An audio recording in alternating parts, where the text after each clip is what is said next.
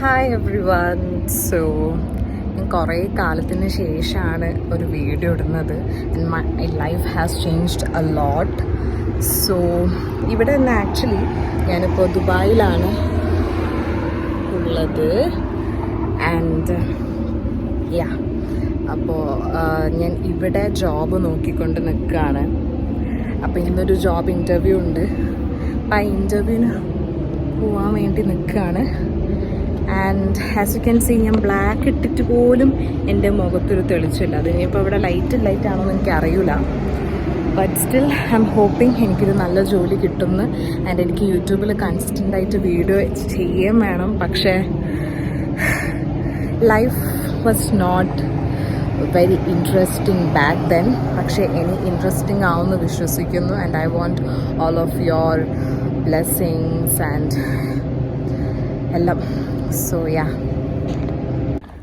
I don't know if you guys can see me or not. കാരണം ഇവിടെ full brightness കൂട്ടിയിട്ട് പോലും എനിക്കൊന്നും കാണുന്നില്ല. ഓക്കെ, സോ UK നിന്ന സമയത്ത് ഞാൻ വിചാരിച്ചു ഓക്കെ ദുബായിൽ വന്നിട്ട് ദുബായിൽ അറിയുന്ന ആൾക്കാരുണ്ട്, റിലേറ്റീവ്സ് ഉണ്ട്, ഓക്കെ ഇവിടെ അടിപൊളിയായിട്ട് പെട്ടെന്ന് ജോലി കിട്ടും. UK സർട്ടിഫിക്കറ്റ് ഉണ്ട്, അവിടുത്തെ MI ടിസോള് പഠിച്ചതുകൊണ്ട് എനിക്കിവിടെ ഭയങ്കര സാലറീൻ്റെ ജോബൊക്കെ കിട്ടുന്നുള്ളൊരു മിസ്കൺസെപ്ഷനിലാണ് ഞാൻ വന്നത്.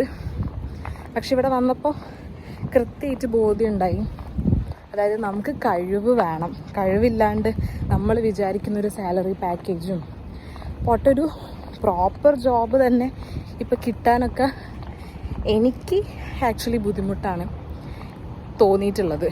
ഇറ്റ് ഡിപ്പെൻസ്, ഓരോ ആൾക്കാർക്ക് ഓരോ പോലെയാണ്. ആൻഡ് ലെഗ് ഫാക്ടർ ഉള്ള ആൾക്കാർക്ക് കുറച്ചും കൂടി ഈസി ആയിരിക്കും, സ്റ്റിൽ കഴിവുള്ള ആൾക്കാർക്കും. അപ്പോൾ ഞാൻ ആകെ 2-3 ഇൻ്റർവ്യൂസാണ് അറ്റൻഡ് ചെയ്തിട്ടുള്ളത്. അതേപോലെ തന്നെ നമുക്ക് ഇൻ്റർവ്യൂ കോൾസ് വരുന്ന സമയത്ത് ഇവിടെ മനസ്സിലാക്കാൻ ബുദ്ധിമുട്ടായിട്ടുള്ളൊരു കാര്യം എന്ന് പറഞ്ഞാൽ ഒരുപാട് സ്കാമേഴ്സ് ഉണ്ട് ഇവിടെ. നമ്മളെ നല്ല പാക്കേജസൊക്കെ പറഞ്ഞ് നമ്മളെ കൊതിപ്പിക്കും. എന്നിട്ട് നമ്മളോട് ഇവിടുത്തെ പൈസ ചോദിക്കും. പൈസ കമ്മീഷൻ പോലെ ചോദിക്കുന്ന ടീമുണ്ട്. അതേപോലെ തന്നെ എന്താ പറയുക, നിങ്ങൾ ജോലി റെഡിയാക്കാൻ വേണ്ടിയിട്ടാണ്, നിങ്ങൾക്ക് ഓൾറെഡി കിട്ടി, നിങ്ങളുടെ ഈ ഓപ്പർച്യൂണിറ്റി വേറെ ആൾക്കാർക്ക് കൊടുക്കണ്ടെങ്കിൽ നിങ്ങളൊരു 500 ദിർഹം തരണം, അങ്ങനെയൊക്കെ പറയുന്ന ടീമിനെയൊക്കെ എനിക്കിവിടെ വന്നിട്ട് എൻകൗണ്ടർ ചെയ്യാൻ പറ്റി സ്റ്റാർട്ടിങ് തന്നെ. അപ്പം അതുകൊണ്ട് വേറെ ഇൻ്റർവ്യൂ കോൾസ് വരുന്ന സമയത്ത് എപ്പോഴും വിജിലൻ്റ് ആയിരിക്കും, ഇത് സ്കാം ആണോ, ഇത് ശരിക്കത്തെ ആണോ.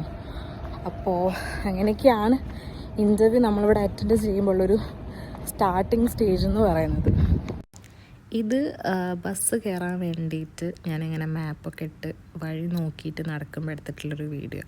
അപ്പോൾ ഈ ഒരു ഏരിയ ആ സമയത്ത് എനിക്ക് വലിയൊരു ഫെമിലിയർ അല്ലായിരുന്നു. പക്ഷെ ഇപ്പോൾ കുറേ തവണ പോയി ശീലമായതുകൊണ്ട് എനിക്ക് ഈ ഏരിയ, അതേപോലെ ഇവിടെയുള്ള ചെറിയ ചെറിയ ഷോർട്ട് കട്ട്സും കാര്യങ്ങളൊക്കെ അറിയാം. അപ്പം ഞാനിങ്ങനെ നടക്കുമ്പോഴാണ് ഞാൻ ആലോചിക്കുന്നത്, അതായത് ഞാനിപ്പോൾ മെട്രോ അല്ലെങ്കിൽ ബസ് ഒക്കെ വിളിച്ചിട്ടാണല്ലോ ഞാൻ പോവുക. അപ്പം ഞാൻ അങ്ങനെ ആലോചിക്കുകയാണ്, ഇപ്പോൾ ഈ കാറിൽ പോകുന്ന ആൾക്കാരൊക്കെ മേ ബി ഒരു 3 വർഷം മുന്നെയോ അല്ലെങ്കിൽ ഒരു 4 വർഷം മുന്നെയോ പോട്ടെ, 1 വർഷം മുന്നെയോ എന്നെപ്പോലെ സ്ട്രഗിൾ ചെയ്തിട്ട് ജോബ് അന്വേഷിച്ചിട്ടുള്ള ആൾക്കാരായിരിക്കില്ലേ. കാരണം അങ്ങനെ എനിക്കറിയുന്ന കുറേ ആൾക്കാർ എനിക്ക് പരിചയമുണ്ട്. അതേപോലെ തന്നെ നമ്മളൊക്കെ ചെറുപ്പത്തിൽ ഗൾഫിൽ നിന്ന് ആരെങ്കിലുമൊക്കെ ടോയ്സ് കൊണ്ട് തരുമ്പോൾ അല്ലെങ്കിൽ ചോക്ലേറ്റ്സ് കൊണ്ട് തരുമ്പോൾ നമ്മൾ കാണുന്നത് അവിടെ ഒരു ലക്ഷറിയാണ്. ഞാൻ കണ്ടതൊരു ലക്ഷറിയാണ് അവിടെ. അപ്പോൾ ഇവിടെ വന്ന് ജോബൊക്കെ അന്വേഷിക്കുമ്പോൾ അല്ലെങ്കിൽ ഇവിടുത്തെ ഒരു സിറ്റുവേഷൻ മനസ്സിലാക്കുമ്പോൾ, കുറേ വർഷം മുന്നേ എന്താ അവസ്ഥ എന്നൊന്നും എനിക്കറിയില്ല, ബട്ട് സ്റ്റിൽ ഇവിടെ വന്ന് ആ ജോബിന് വേണ്ടിയിട്ട് അന്വേഷിക്കുമ്പോഴൊക്കെയാണ് എനിക്ക് മനസ്സിലായത് ഇത് നമ്മൾ കാണുന്ന അത്ര ഒരു ഫാൻസിയോ അല്ലെങ്കിൽ കാണുന്ന അത്ര സുഖമുള്ള ഒരു പരിപാടിയല്ല. And coming to the point, ഈ ഇൻ്റർവ്യൂ ഒരു സ്കാം ആയിരുന്നു. ഞാൻ അവിടെ എന്ത് ചെയ്യണം എന്നറിയാണ്ട് നിൽക്കുന്നൊരു സിറ്റുവേഷനിലാണ് ഈ ക്ലിപ്സൊക്കെ എടുക്കുന്നത്. പക്ഷേ ഇതിൻ്റെ മുന്നേയും സ്കാം കിട്ടിയതുകൊണ്ട് വലിയൊരു ഞെട്ടലില്ലെങ്കിലും ആ ഒരു വെയിലത്ത് അങ്ങനെ നടക്കുമ്പോൾ എന്താ പറയുക, നമുക്ക് നമ്മളോട് തന്നെ പാവം തോന്നും. ഞാനിങ്ങനെ എന്താ പറയുക, വഴി തെറ്റിക്കുന്നതിൽ എക്സ്പേർട്ടായിട്ടുള്ള ഒരാളാണ്. ഈവൻ ദോ എൻ്റെ കയ്യിൽ മാപ്പ് ഉണ്ടെങ്കിലും ഞാൻ കുറച്ചൊന്നല്ല, സ്റ്റാർട്ടിങ് സ്റ്റേജിലൊക്കെ ഇഷ്ടം പോലെ വഴി തെറ്റിയിട്ട് പിന്നെ വഴി പഠിക്കുന്ന ഒരാളാണ്. ഈ വീഡിയോ ഞാൻ അങ്ങോട്ടേക്ക് പോകുമ്പോൾ എടുത്തിട്ടുള്ള വീഡിയോ ആണ്. പിന്നെ ഈ മൈക്കിലെ ലൈറ്റ് കത്തുന്നുണ്ടെങ്കിലും മൈക്ക് വർക്ക് ചെയ്യുന്നുണ്ടായിരുന്നില്ല. അപ്പം ഞാൻ ഭയങ്കര എക്സൈറ്റഡ് ആയിട്ട് എന്തൊക്കെയോ ഇങ്ങനെ പറയുകയാണ്, എനിക്കിങ്ങനെ ജോലി കിട്ടാൻ പോകുന്നു ഞാൻ വിശ്വസിക്കുന്നു. അപ്പോൾ ഞാൻ രാവിലെ കുറേ വർക്കേഴ്സിനെ ബസ്സിൽ കണ്ടിട്ടുണ്ട്, ഓരോരുത്തരുടെ ലൈഫ് എന്താണല്ലേ എന്നൊക്കെ പറഞ്ഞിട്ട് ഞാനിങ്ങനെ സംസാരിച്ചുകൊണ്ടിരിക്കുകയാണ്. പക്ഷേ എനിക്ക് ആ ഇൻ്റർവ്യൂ അറ്റൻഡ് ചെയ്യേണ്ടത് പോലും വന്നില്ല. കാരണം ഇതേ ഒരു മെയിൽ വന്നിട്ടുള്ള വേറൊരാൾ അവിടെ നിൽക്കുന്നുണ്ടായിരുന്നു. അപ്പോൾ എൻ്റെ അടുത്ത് ഇങ്ങനെ പറഞ്ഞു, ഇത് സ്കാമാണ്, ഇവർ നമ്മളടുത്ത് പൈസ ചോദിക്കുന്നുണ്ട്. ഞാൻ എന്താ പറയുക, ബസ്സിലിങ്ങനെ ഇരിക്കുന്ന സമയത്ത് ഓരോ ആൾക്കാരുടെ ലൈഫ് ഞാനിങ്ങനെ ഒബ്സർവ് ചെയ്യും. ഓരോ ആൾക്കാരെ കണ്ടിട്ട് ഇവർ ചിലപ്പോൾ ഏത് പോസ്റ്റായിരിക്കും, അല്ലെങ്കിൽ ഇവരുടെ മൈൻഡിലൂടെ എന്തൊക്കെയായിരിക്കും പോകുന്നത്, എല്ലാവരും ഹാപ്പി ആണോ, അല്ലെങ്കിൽ ആർക്കെങ്കിലുമൊക്കെ എന്തെങ്കിലും പ്രശ്നമുണ്ടോ, അത് കുറേ ചിന്തിച്ച് സംഭവം ഞാൻ താമസിക്കുന്നിടത്തേക്ക് പോകാൻ അത്യാവശ്യം ദൂരമുണ്ട്. അപ്പോൾ എനിക്ക് ഇത് ചിന്തിക്കാനും ഒരു സിനിമ കാണാനും വരെ എനിക്ക് സമയമുണ്ട്.